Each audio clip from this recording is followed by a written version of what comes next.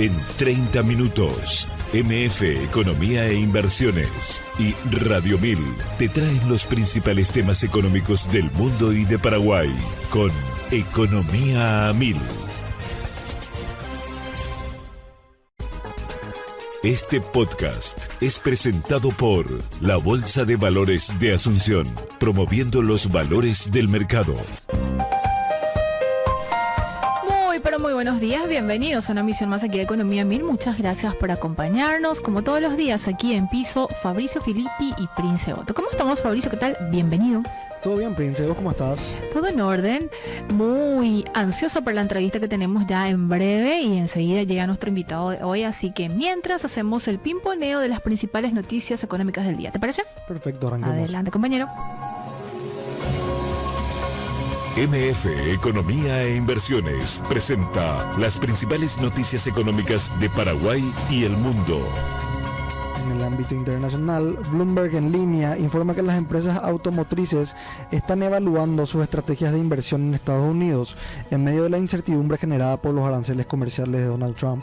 Volkswagen AG, que busca expandir su producción en Norteamérica, enfrenta un panorama más complejo debido a la guerra comercial que afecta a la industria automotriz global. La compañía había considerado opciones para ampliar su planta en Tennessee, construir una nueva fábrica en Carolina del Sur o reforzar sus operaciones en México. Sin embargo, actualmente sus ejecutivos están analizando principalmente el sureste de Estados Unidos como alternativa. El director ejecutivo de Volkswagen, Oliver Blume, enfatizó que antes de tomar una decisión esperan mayor claridad sobre la política comercial de Trump.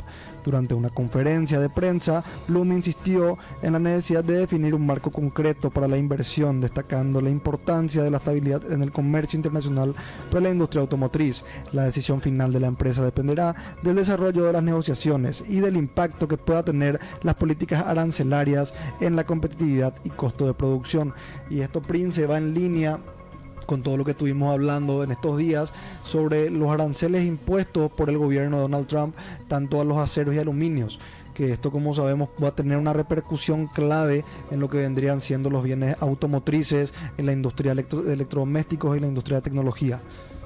Incluso más informaciones hablan de impactos sobre la inflación y todo lo vinculado a otros indicadores, Fabricio. Sí, dado que con estos aranceles se está enfrentando, digamos, la posible contramedida por parte de los países para Estados Unidos. Esto podría provocar una inflación interna en lo que vendría siendo Estados Unidos, y esto lo comentó justamente uno de los miembros del gobierno del partido de Trump. Comentó sobre esta situación que podría indicar una inflación en los costos de vida de los estadounidenses, precisamente. Así que el escenario se complica aún más y también sigue generando mucha incertidumbre a nivel internacional. Bloomberg en línea, y también otro indicador muy importante y que de alguna manera está supeditado a lo que está pasando a nivel internacional, es el oro, que el oro subió a un máximo histórico por encima de los $3.028 la onza, ya que la escalada de las tensiones en Medio Oriente subrayó su atractivo como refugio y los inversores sopesaron los datos que alimentaron la preocupación por la desaceleración de la economía estadounidense. El oro subió hasta un 0,9% cuando Israel lanzó ataques militares contra objetivos de Hamas en Gaza, una medida que amenaza con socavar una tregua tambaleante, dice Bloomberg en línea. Agrega que Hamas dijo que al menos 322 personas habían muerto o estaban desaparecidas desde que comenzaron los ataques aéreos. Los operadores también estaban asimilando los datos de ventas minoristas de Estados Unidos publicados el lunes, que aumentaron en febrero menos de lo previsto. Aunque las cifras apuntaban a un débil gasto en bienes, no había señales de un retroceso severo y los datos hicieron poco para alterar las apuestas de los operadores sobre las expectativas de recortes de tipos de la Reserva Federal. Así que también está inyectando esta situación mucha incertidumbre a nivel internacional. Con más información internacional, Reuters en línea informa que las acciones alemanas se mantienen cerca del máximo histórico en medio de la expectativa por la reforma de la deuda que será votada en el Parlamento. La posible aprobación de la medida permitiría un mayor endeudamiento estatal para estimular el crecimiento económico del país. En este contexto, el índice paneuropeo Stocks 600 registró un incremento del 0.8%, mientras que el índice de las principales empresas alemanas subió un 1.3%. El índice de pequeñas capitalizaciones alcanzó un alza del 3.1%, su nivel más alto en 3 años. Según analistas, el aumento del gasto público podría traducirse en mayores ventas y mayores ingresos para las empresas en Europa, lo que genera un optimismo en los mercados. La economía alemana ha mostrado signos de estancamiento en los últimos años, por lo que este estímulo financiero podría generar un impulso significativo. Además, el Stock 600 acumula un crecimiento del 9.4% en lo que va del año, superando el desempeño del Wall Street, en un momento en que las inversiones en acciones estadounidenses han experimentado su mayor caída en marzo, y esto dado a las políticas implementadas por el presidente Donald Trump. Y ya nos vamos aterrizando a países de la región, economías de la región, y nos vamos hasta Brasil. Y esta información de América Economía informa que el Banco Central de Brasil arrancará hoy, martes 18 de marzo, su segunda reunión de política monetaria del año, en la que durante 2 días evaluará la posibilidad de volver a subir las tasas de interés con un incremento de 100 puntos básicos sobre la mesa. En los últimos días se ha conocido que la inflación escaló en febrero 5 décimas respecto al mes anterior, hasta sobrepasar el 5%, al tiempo que la inflación mensual subió al 1,31% frente al incremento registrado en enero, que fue de 0,16%. Este fuerte impulso llevará al banco, con casi total seguridad, a mantener sus previsiones de aumentar los tipos de interés en 100 puntos básicos hasta llevar la tasa al 14,25%. Actualmente, tras la reunión del pasado enero, las tasas se encuentran en el nivel de 12,25%, y esta sería la segunda ocasión consecutiva en la que aplica un aumento de tal magnitud. Frente a la tendencia de otros bancos centrales de la región, el de Brasil lleva 4 reuniones consecutivas aplicando subidas. Siguiendo con la información de América Economía, inicialmente en julio la tasa se mantuvo en el 10,5%, para a continuación en septiembre apostar por un primer punto de 25 puntos básicos hasta el 10,75%. Los incrementos de noviembre y diciembre fueron mayores, de 50 puntos básicos en ambos casos. Brasil presenta 2 dígitos en su tasa política monetaria. Paraguay viene arrastrando desde hace varios meses un solo dígito y se sigue manteniendo en el 6%, como que de alguna manera el Banco Central está ciertamente conforme con lo que se está teniendo a nivel de inflación, aunque los últimos datos del reporte del Banco Central del Paraguay daban que la inflación estaba un poquitito por encima de la nueva meta establecida justamente por el BCP. Fabricio. Bloomberg en línea informa que la Cámara de Comercio de Estados Unidos en Argentina recomendó la reducción de barreras comerciales para fortalecer la relación bilateral y fomentar el crecimiento económico. Según la entidad, la relación comercial entre ambos países es sólida y presenta oportunidades de expansión en diversos sectores. Sin embargo, consideran clave la reducción de obstáculos comerciales, la consolidación de acuerdos estratégicos y mejorar el clima en negocios. Este pronunciamiento se da en un contexto donde el presidente Javier Milei ha manifestado su intención de avanzar con un acuerdo de libre comercio con Estados Unidos. La Cámara de Comercio enfatizó que la estabilidad macroeconómica y una mayor seguridad jurídica son fundamentales para atraer inversiones y potenciar el comercio bilateral. Bloomberg en línea informa que Estados Unidos se posiciona como el principal inversor extranjero en Argentina, representando el 18% del stock total de inversión extranjera directa, con un valor superior a 165 mil millones de dólares. En este marco, el impulso a la liberalización comercial podría fortalecer el flujo de inversiones y fortalecer los vínculos económicos entre ambas naciones.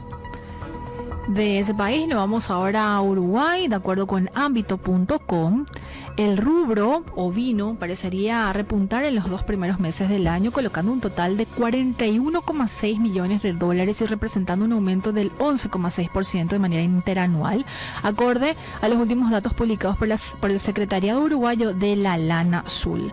De acuerdo con el último informe, las exportaciones de lana y sus subproductos representaron un total de 64,2% exportado durante ese periodo, transformándose en el sector más importante en la industria respecto a las colocaciones en el exterior del país.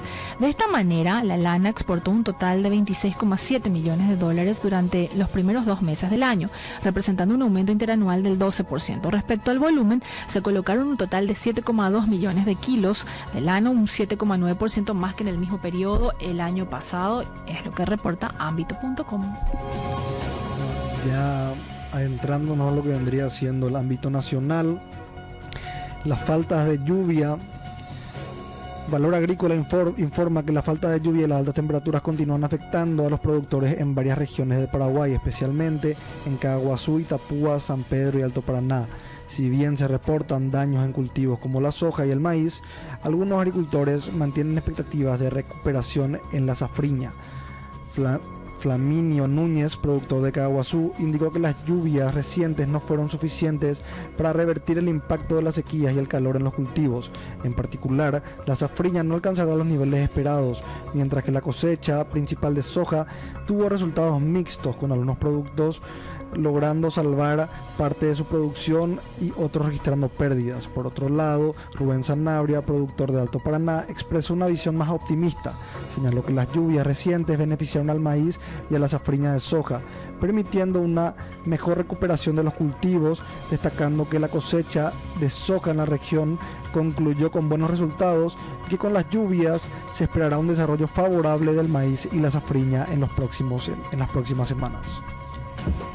Y hacemos aquí una pequeña pausa de las informaciones que estamos compartiendo a nivel internacional, regional y un poco de Paraguay, porque nos queda todavía más noticias económicas que compartir con la audiencia, Fabricio, pero ya le tenemos aquí en piso a nuestro invitado, a quien agradecemos su tiempo, su predisposición y le damos la bienvenida. Él es Carlos Romero Roa, presidente del Instituto Nacional de Cooperativismo. INCOP. ¿Cómo estamos, Carlos? ¿Qué tal? Muy bienvenido, gracias por estar. Buenos días a la audiencia y realmente gracias a ustedes también por la invitación y la posibilidad de participar y hablar a lo que estamos embuidos todo el día, que es el cooperativismo. Totalmente. Te sacamos de tu rutina, Carlos. Imagino que mucho todavía por hacer y los desafíos son múltiples cuando estamos hablando del sector cooperativo. Así que vamos a arrancar con preguntas muy básicas antes de profundizar en cuestiones que son claves dentro del sector, si te parece. Y me gustaría arrancar con lo súper básico, Carlos, que es justamente la esencia de este programa, tratar de llegar y mandar conocimiento a la gente en materia económica. ¿Qué es el INCOP?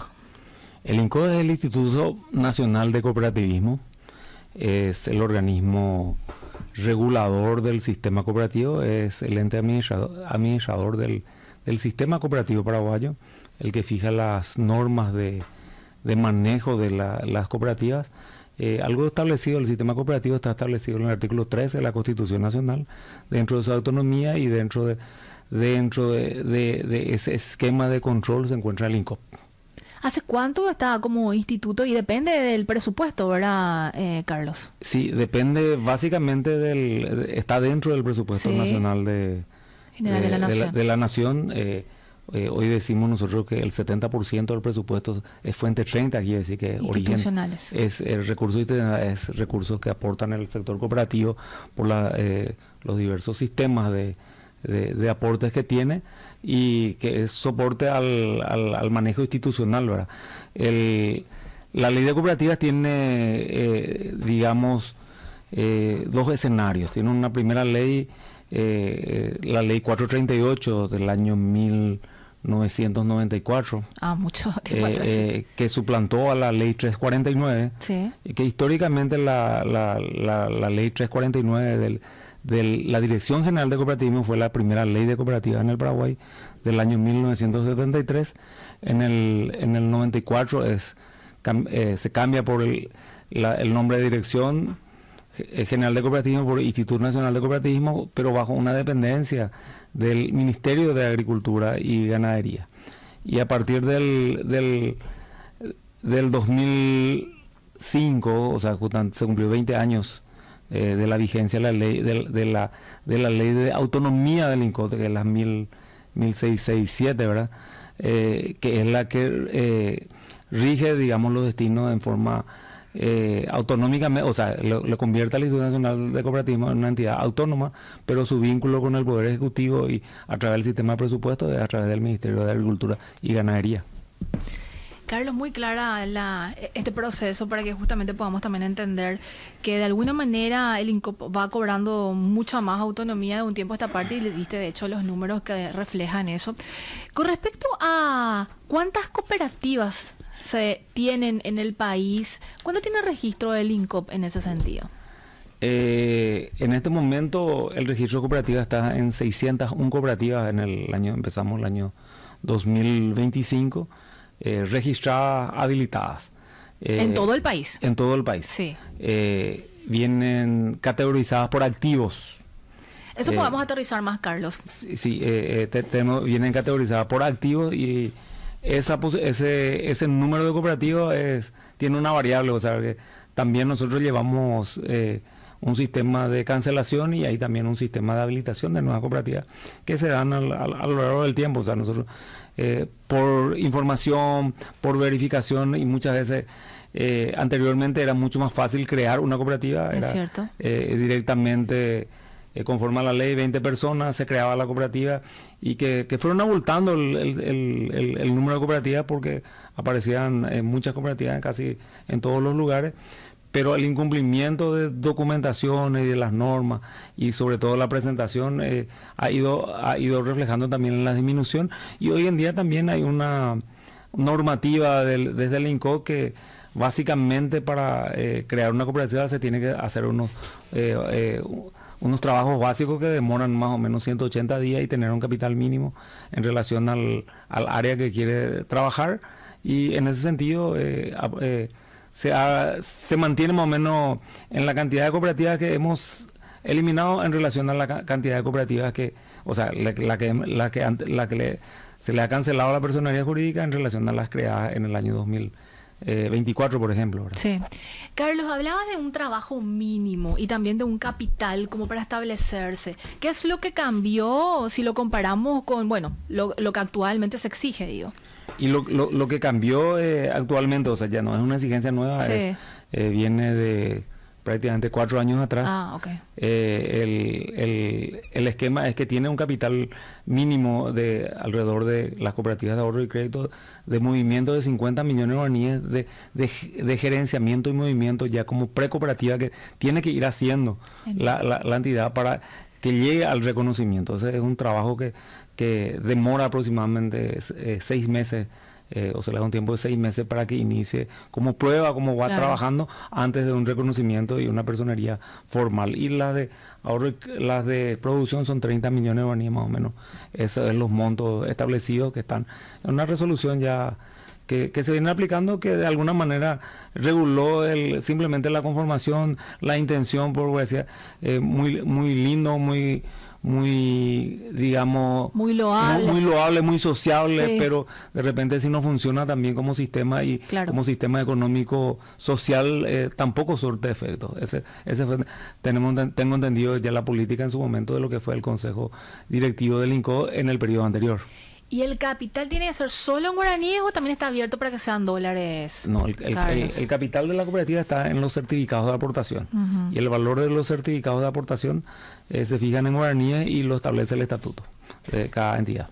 Decías de ahorro y crédito y también de producción, así que asumo que están en todos los segmentos como INCOP, digo, de alguna manera interviniendo, Carlos. Es responsabilidad del INCOP la habilitación y, digamos, el cumplimiento del intercambio de información del sistema cooperativo y en caso de extrema necesidad la intervención de cooperativas cuando también lo prevé la ley en el caso de que ya no puedan operar por A, B, C o D motivo o haya un peligro inminente que no pueda operar, también es responsabilidad del INCO de intervenir en esa cooperativa. De estas 601 cooperativas, dijiste, en todo el país, ¿cuáles son cuántas son de ahorro y crédito y cuántas son de producción, Carlos? Al menos en el porcentaje de torta, digo, si es que no tenés en mente de repente la cantidad. Aproximadamente hablamos de 120 cooperativas de producción. El resto prácticamente son cooperativas de ahorro y crédito, exceptuando las que son de otros tipos de cooperativas, que hay aproximadamente 30 o 40, ¿verdad? ¿Cuáles son esos otros? Otros tipos son las cooperativas de trabajo, un ejemplo, son las cooperativas de trabajo, son las cooperativas específicas dedicadas que como complemento tienen el ahorro y crédito, y su actividad principal es, por ejemplo, el trabajo. Hay exclusivamente algunas actividades muy específicas que se van. Y también en ese sentido las cooperativas de trabajo tienen una ley especial que tiene ya su año de vigencia, es del 2019, de una ley de cooperativas de trabajo que está en proceso de decreto reglamentario para que entre en funcionamiento, que va a tener otras características, donde va a ser un sistema de apertura de empresas cooperativas como una ventanilla más fácil, pero dedicada solamente a cooperativas de trabajo. ¿Y eso para cuándo más o menos tienen previsto? Se viene trabajando con las confederaciones, se ha remitido a las confederaciones, el Ministerio de Trabajo y también la parte social del IPS, en el sentido que se ha remitido la propuesta al Poder Ejecutivo después de varios años de trabajo. Una propuesta consensuada prácticamente en un 95%, ¿verdad? Y está en la última etapa, y allí ya no se necesitan 20 socios, solamente 6 socios para conformar una empresa, una cooperativa de trabajo. En materia de capital o de activo, ¿cuánto debería ser? Y eso tendríamos que regular desde el punto de vista del INCO también, en referencia a las actividades que puedan desarrollar en el futuro. Pues es como la creación de una empresa simplificada, que hoy hablamos las EAS. Sí.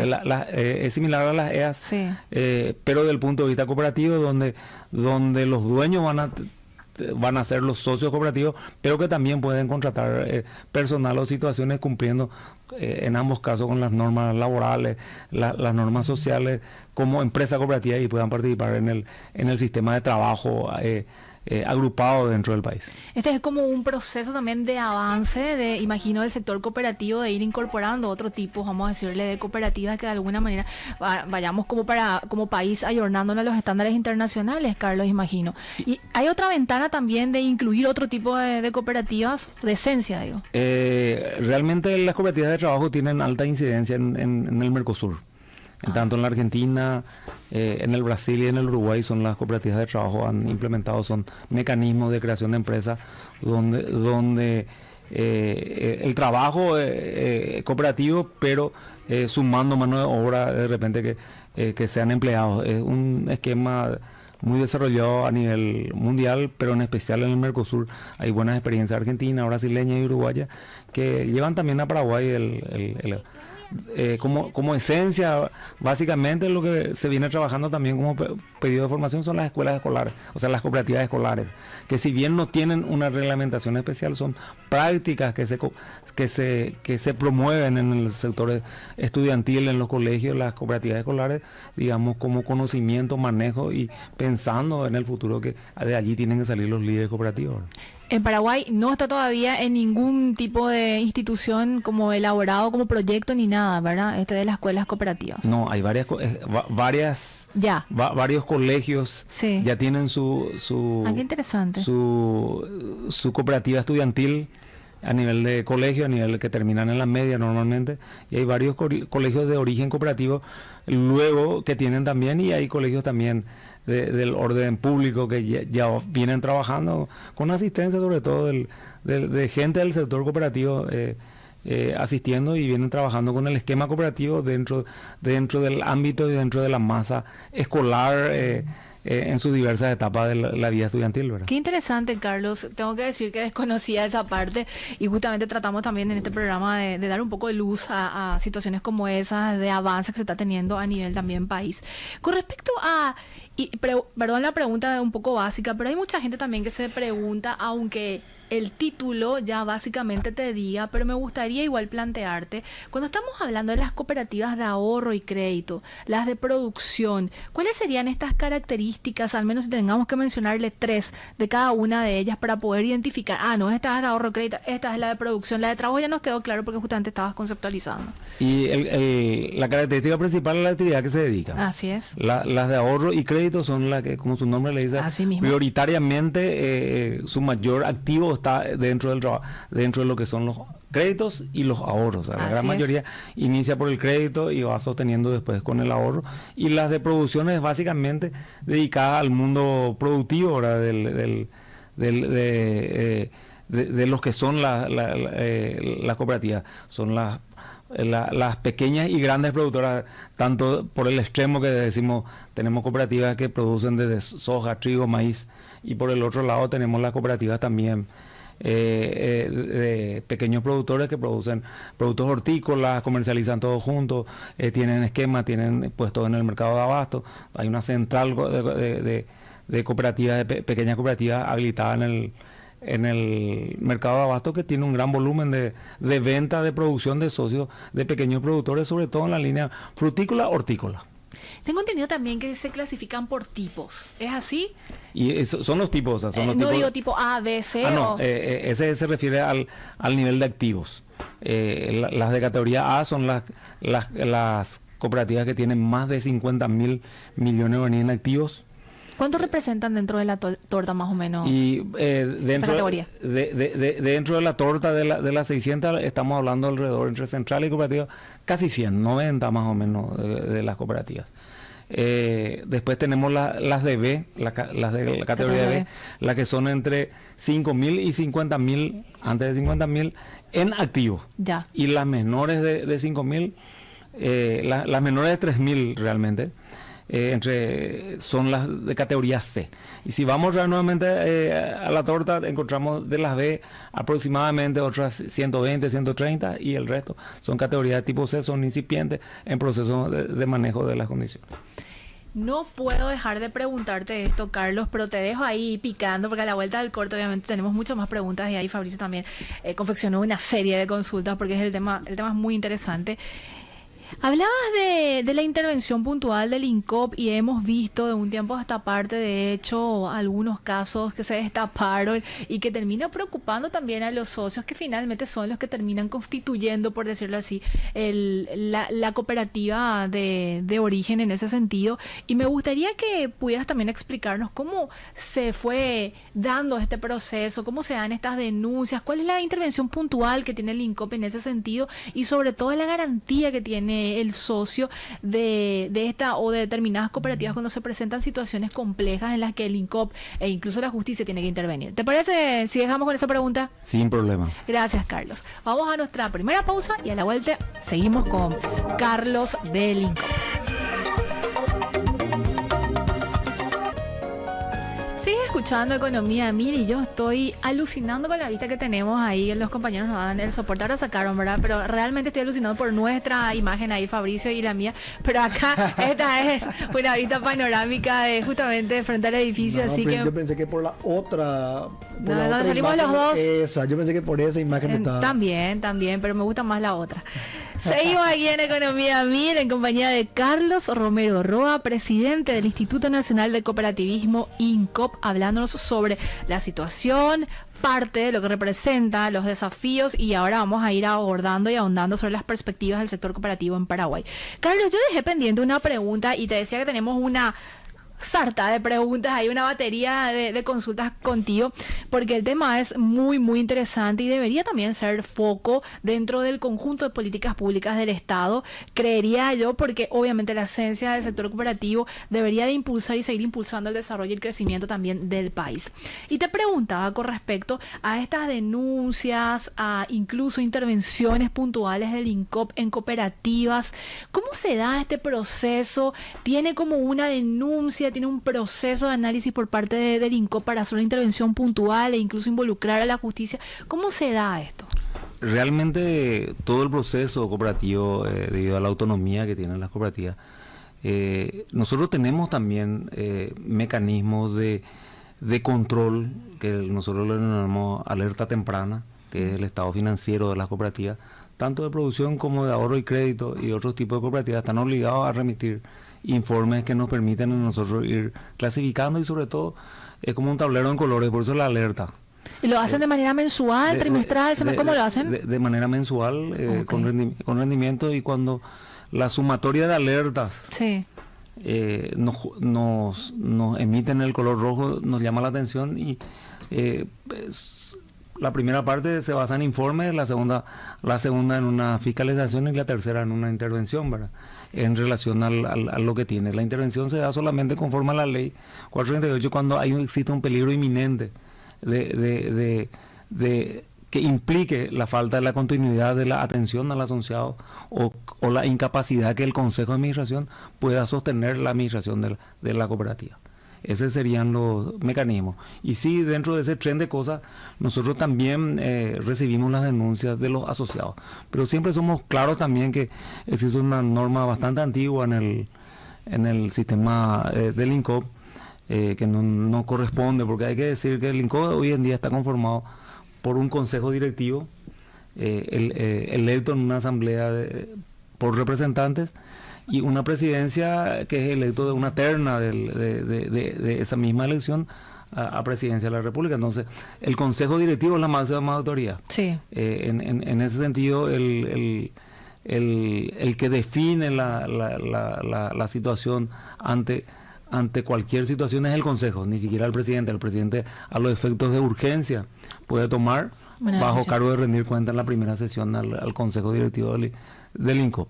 En ese punto aparecen las denuncias. Sí. Y las denuncias se pide a través del INCOP de un mecanismo que se tiene que agotar las instancias administrativas internas, que es la autonomía del sistema cooperativo que tienen primeramente las asambleas.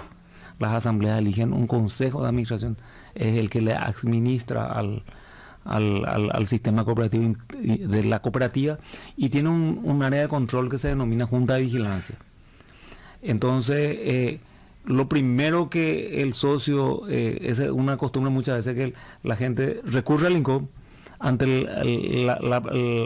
lo primero que no encuentra o cree que no encontrará la solución, sin recurrir primero a sus autoridades que está internamente, que conoce mucho más, ¿verdad? Y que son las que le deben dar la respuesta correspondiente. Primeramente el Consejo de Administración como órgano de administración, y la Junta de Vigilancia como órgano de control. Entonces, ese es el primer espacio que el socio tiene que recurrir, y de no ser respondida por eso, es que recién se deba recurrir al INCOP. Eso es una norma bastante antigua dentro de lo que es el Instituto Nacional, prácticamente después de su creación, es lo que ellos establecieron, de manera a no tener. ¿Qué es lo que nosotros hacemos?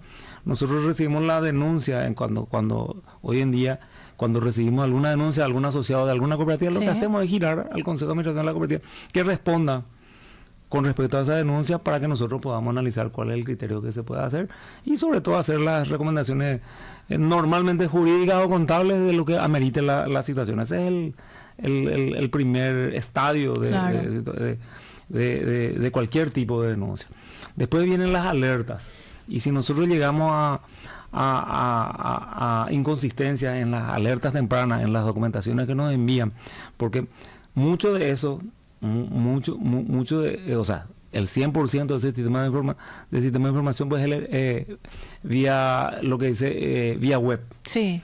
Es todo electrónico. Es todo electrónico, y entonces vía electrónica llega, y a veces hemos tenido casos, en estos últimos casos, donde esa alerta tenía inconsistencias. Entonces, al tener la inconsistencia, lo que nosotros hacemos es directamente le ponemos como prioridad para una fiscalización, porque nosotros tenemos un sistema de planificación anual donde tenemos las fiscalizaciones en orden natural, como decimos, al sorteo aleatoria, de repente bajo ciertas condiciones. Sí. Las que han tenido un plan de acción, porque han tenido, a través del tiempo, planes de acción porque se ha desmejorado en algún sistema, y las que nos generan la alerta temprana de preocupación. Entonces, en ese sentido, es lo que nosotros tuvimos las alertas correspondientes, más sumado a algunas, no muchas porque hablamos, pero sí denuncias. Entonces, verificamos esto, no encontramos en el medio electrónico la correspondencia, el soporte correspondiente, nos exigen una fiscalización, y a consecuencia de la fiscalización de lo que nos establece la fiscalización es que nosotros procedemos a la intervención, porque nos dice acá están ocurriendo cosas que no corresponden. Primero porque las alertas no están bien hechas, no tienen el soporte, y aparte el peligro inminente, porque acá hay demandas donde le imposibilita al Consejo de Administración de manejar ya los recursos económicos que tienen por los embargos. Ese ha sido el esquema. Carlos, yo entiendo la premura de la gente también, por eso de repente directamente, o también un poco de desconocimiento en ese proceso que se tiene que seguir de ir quemando, vamos a decirle, etapas y ciertos tiempos para finalmente recurrir al INCOP. ¿Qué está pasando con estas cooperativas puntualmente donde el INCOP ya intervino muy fuertemente, dejaron de funcionar, están prestando medianamente servicios? Estoy hablando de repente de la penúltima, por decirlo así, y un sonado caso de la cooperativa San Cristóbal, Cristóbal, también un reciente caso de una de las cooperativas. ¿Cómo está la situación finalmente de estas? Y sobre todo, ¿qué garantía se le da al socio?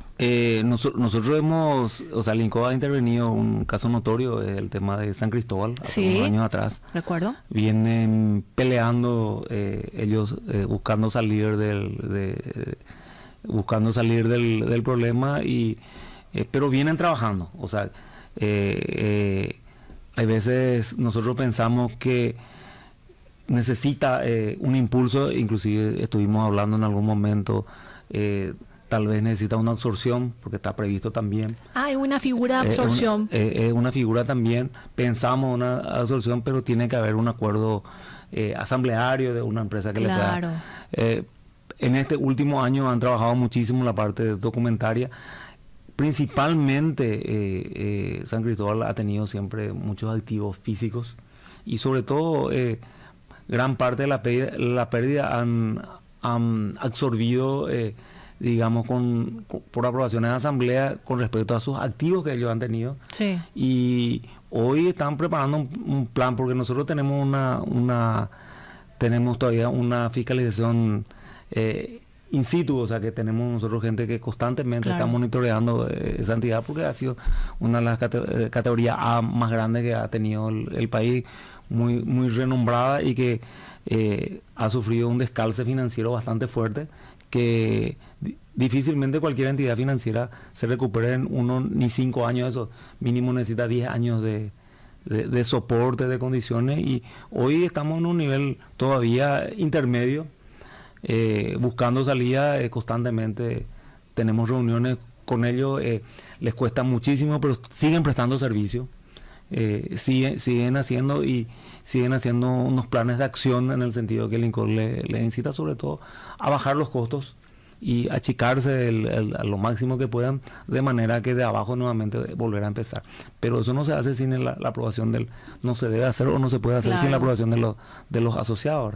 Y si vamos al último caso de este año que nosotros tenemos un equipo de interventores trabajando ahí, tienen 90 días y probablemente... ¿Puedes recordar el caso, por favor, Carla, así brevemente? Cooperativa Porabote, es una cooperativa originaria de policías retirados.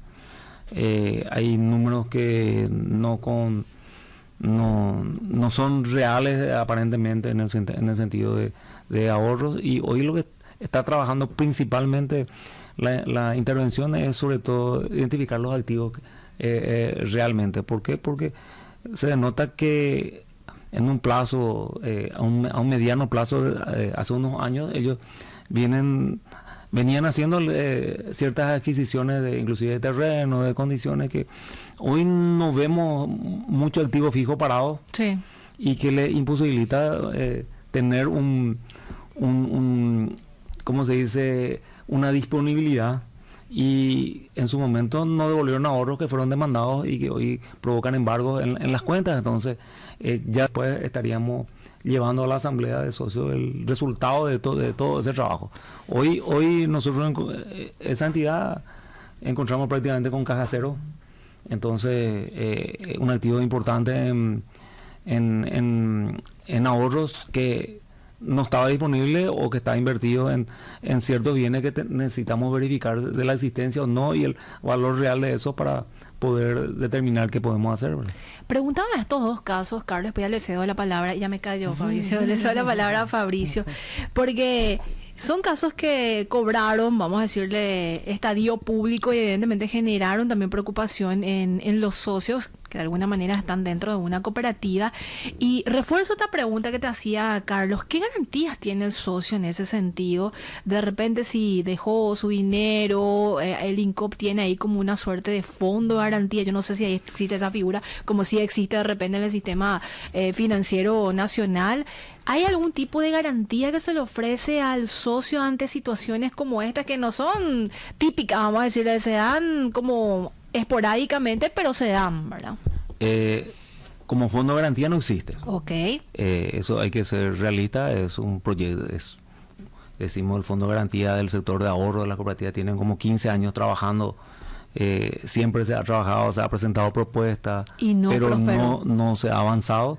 Hoy está prácticamente en status quo, está Sí tenemos modelos, por ejemplo, que han lanzado ciertas cooperativas de producción hoy en protección a eso también, de alguna forma, pero en forma privada. Sí. Y se viene hablando de las condiciones, como fondo no existe. No existe, el Estado tampoco tiene un fondo disponible, como siempre la intención y la idea es que se tenga, como lo tiene el sector bancario, sí, que aportado principalmente en la primera etapa por el sector bancario, por el sector del Estado, luego hoy ya con los fondos suficientes, hoy creo que los bancos están más en condiciones de devolver lo que recibieron en el fondo, y el sector cooperativo está en pañales eso. O sea, eso hay que trabajarlo, hay que definirlo. Nosotros venimos trabajando con cooperación alemana de la DGRB en el sentido de buscar alternativas justamente desde ese punto de vista, pero necesitamos el consenso, claro, y sobre todo de la propuesta y la participación de las categorías, de las cooperativas de la categoría A. Yo te decía, Fabricio, que te iba a hacer, pero esta es mi última pregunta. ¿Cuántos socios existen en el país, Carlos? ¿Y cómo evoluciona? Si tuviéramos, no sé si tenés en mente, porque mis preguntas si son medio de repente, bueno, hacia el fondo o hacia atrás, pero hace 10 años, ¿cuántas personas eran socias de una cooperativa y cuántas son aproximadamente hoy? Para ver nomás, para dimensionar un poco esa evolución, ¿verdad? Ese dato me está gustando. Tan real no te voy a poder ser de 10 años ni 5 años atrás, pero te puedo decir mentalmente porque el año pasado el sistema cooperativo cerró aproximadamente 1.960.000 socios. Muchas personas son. El 2023. Sí. 1.960.000 personas asociadas al sistema cooperativo. Sí. Y en el 2024 aproximadamente 2.040.000, o sea, casi entre 4 y 5% de aumento de la masa societaria ha tenido el sector cooperativo en ese punto. Y si nos vamos, nosotros siempre decimos que si nos vamos, ¿qué es el requisito básico para ser socio de una cooperativa? 18 años de edad. O sea, cédula y 18 años de edad. Eso es lo mínimo que te debe, conforme a la ley, debe tener para ser socio de una cooperativa. Cada cooperativa tiene algunas otras exigencias en particulares, pero si nos vamos a la población económicamente activa, hoy se mide a partir de los 15 años. Sí. Pero si nos vamos a partir de los 18, aproximadamente el 45% de la sociedad económicamente activa de los 18 años está asociada a alguna cooperativa. Ese es un dato muy interesante. Ese es el dato más o menos así, que habría que disgregarlo, agregarlo, trabajarlo en muchas cosas. Y la pregunta que viene normalmente también, ¿cuántos son mujeres? Entonces, sí. Esa es la realidad. Y históricamente, años atrás, y sobre todo yo siempre hablo de donde yo provengo, que es de mi formación cooperativa, mi administración cooperativa, que es la cooperativa universitaria, nosotros siempre decíamos que siempre las mujeres eran más que los varones. Y eso se mantiene, Carlos. Pero históricamente el año pasado cambió, o sea que hay no mayor... te puedo creer. Antes siempre había 51% de mujeres contra 49, y hoy es al revés, 51 de varones contra 49 en cooperativa universitaria, que se refleja casi en la totalidad del mundo cooperativo. O sea que si nos vamos en el mayor volumen, vamos a tener 51% aproximadamente de las mujeres contra 49 de los varones en todas las cooperativas. Pero que el que distorsiona allí es el sector productivo, que normalmente la cabeza de familia es el varón, ¿verdad? Claro. Y entonces las cooperativas de producción normalmente es el varón el que es socio de la familia del sistema cooperativo. Y dentro de ese conjunto de socios, ¿dónde se concentra más? ¿En el ahorro y crédito y de producción? O digo, socios en general, de estas 2.040.000 personas que están en el sistema cooperativo. Ahorro y crédito. Ahorro y crédito. ¿Cuánto aproximadamente de la torta? Yo de la torta siempre digo. Y alrededor del 30% nomás son de producción, y el resto, el 70% corresponden a ahorro y crédito, y o sea, menos del 1% de otro tipo de cooperativa. Claro. Entonces, no, a modo de dimensionar también el peso del sector. El sector de ahorro y crédito es ampliamente mayoritario en el Paraguay. Si bien en los activos totales vos sumás los activos del sector productivo y sumás los activos del sector de ahorro y crédito, están casi en 49 los ahorros. Bueno. Fabricio, nos quedan aproximadamente 7 minutos y este es tu tiempo. Bueno, Carlos, yo me voy a ir un poco más hacia atrás, ¿verdad? Me gustaría comprender un poco cómo es la tendencia, cómo fue la dinámica, digamos, de lo que fue la fundación de los distintos tipos de cooperativas, ¿verdad? Cómo esto fue evolucionando, cuál es la tendencia que siguió cada tipo de cooperativa.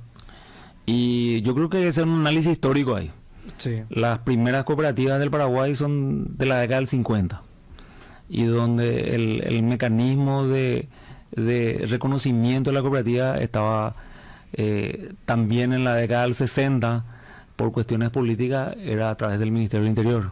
Entonces no estaba bien vista desde el punto de vista cooperativo. ¿Por qué? Porque era una empresa de origen social, y social estaba muy vinculado a lo que era comunismo, y claro. Ese hay que hacer una realidad. Entonces, la primera ley de cooperativa en el año 1973 comienza a regir al sistema cooperativo, donde crea la Dirección General de Cooperativismo.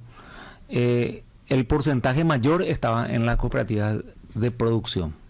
Entonces, por eso se vincula a lo que es el Ministerio de Agricultura, y como una dirección del Ministerio de Agricultura en el año 73, la Dirección General de Cooperativismo. Y hablábamos de alrededor de 50, 60 cooperativas a lo largo del país, que originariamente eran la mayoría de origen extranjero, o sea, esas cooperativas eran de origen de inmigrantes que venían con el sistema cooperativo. Cuando viene el cambio de la ley, históricamente en el año 94, la mayoría de las cooperativas seguía siendo de origen del ministerio, o sea, de origen de producción. Y creo que había 174 cooperativas, y de los cuales más de 100 eran ya cooperativas de producción. Pequeños productores, medianos productores, que se cooperativizaban y existían incipientemente las cooperativas de ahorro y crédito. La crisis de los 90,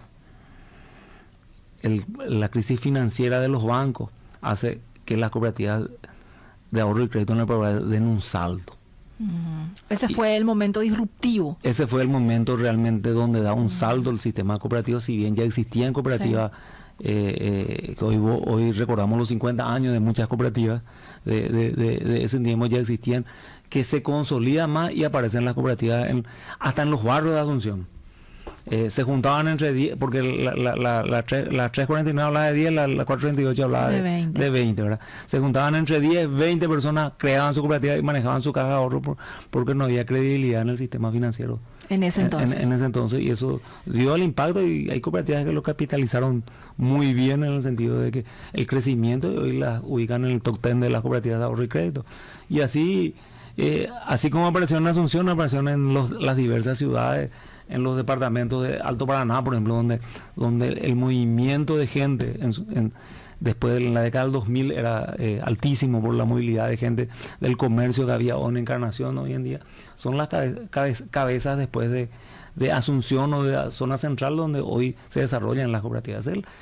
Históricamente más o menos el desarrollo así en forma general, sin mucha prueba te hablo, ¿verdad? Pero que lo que mentalmente conocemos nosotros los cooperativistas, ¿verdad? ¿Y hoy por hoy la tendencia cuál es? Y hoy la tendencia sigue siendo cooperativas de producción, de ahorro y crédito en menor escala. Claro.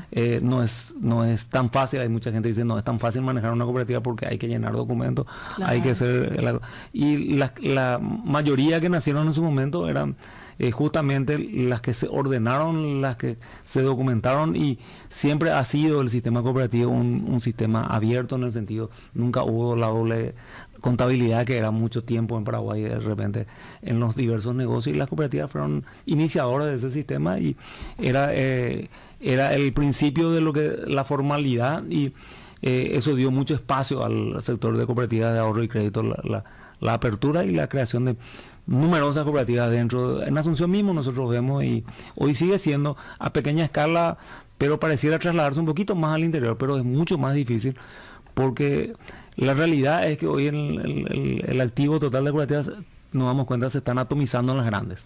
O sea, las que generan mayor confianza son las grandes a través del tiempo, que han demostrado por los sistemas de control y manejo que han tenido y tienen esas cooperativas.